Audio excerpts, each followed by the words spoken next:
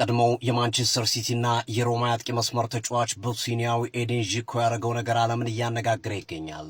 ትናንት ሳይጠበቅ ሳይታለም ጣሊያንን አሸንፋ ወደ 2026 የዓለም ዋንጫ የተሻገረችውና ያመራችው ቦስኒያ በኤዲን ዢኮ አምበልነት እየተመራች እንደሆነ ይታወቃል።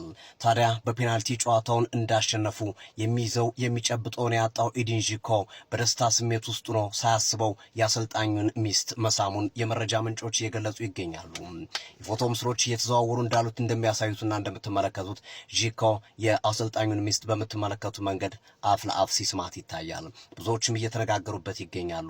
አንዳንዶች ከዚህ ቀደም የሆነ ግንኙነት ባይኖራቸው ይህን ነገር አያደርጉም የሚሉ ሀሳቦች ሲሰጡ፣ ኤዲን ዢኮ ግን በስተት ነው ይህንን ያደረግኩት በሚል መላውን የዓለም ሕዝብ ይቅርታ ጠይቋል፣ አሰልጣኙን ጭምር።